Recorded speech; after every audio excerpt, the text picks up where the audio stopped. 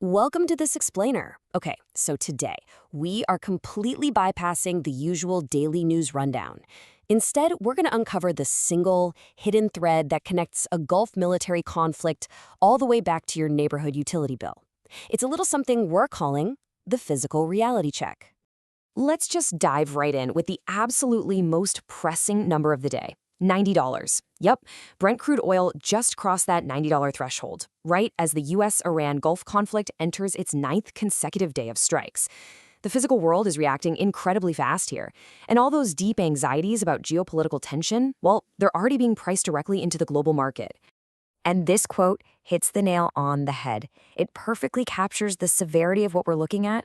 The conflict has become a struggle over who controls access, rather than a simple effort to reopen an internationally recognized passage. I mean, think about it.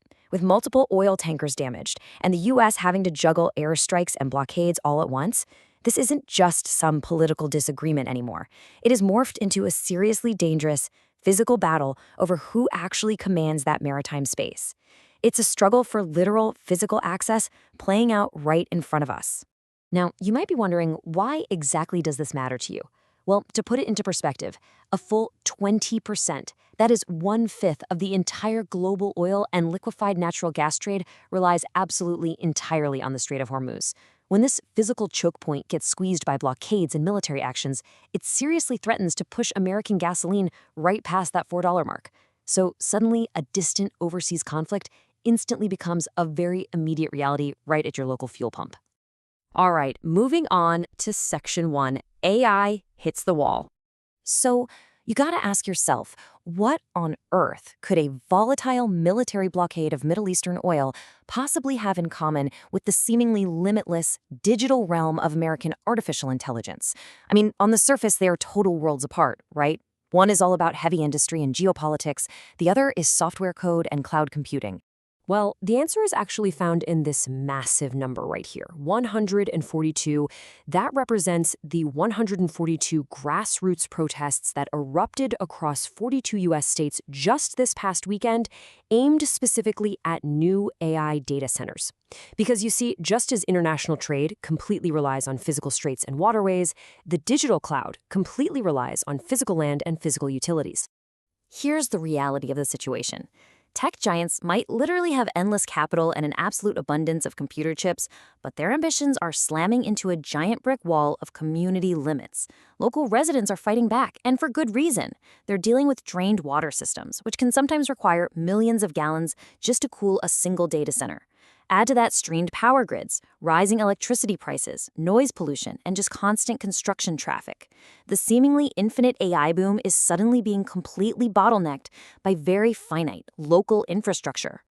In this bottleneck, it builds on a massive global scale. Whether you're looking at the American AI strategy, which prioritizes private investment in trusted supply chains, or China's strategy, which leans heavily into state coordination, access, and domestic alternatives, both systems are running into the exact same physical wall. It's kind of like two massive server racks violently shaking as they fight for the exact same wall outlet. They're discovering that AI strategy is now completely inseparable from electricity strategy. You literally cannot win the global AI race without the physical power to plug the whole shebang in. Which brings us to Section 2, the physical reality check.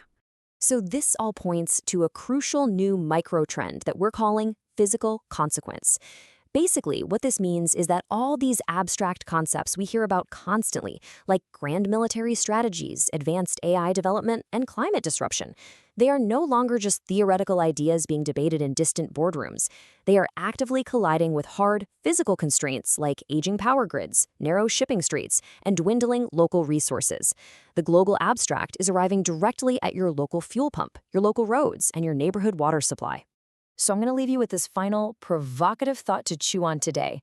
As we face a future defined by constrained scale, where the whole world is struggling with restricted oil routes while simultaneously scrambling to build massive electrical grids fast enough, we really have to ask ourselves, as global ambitions hit these local bottlenecks, is your community's infrastructure actually prepared to handle the intense physical demands of the next economy?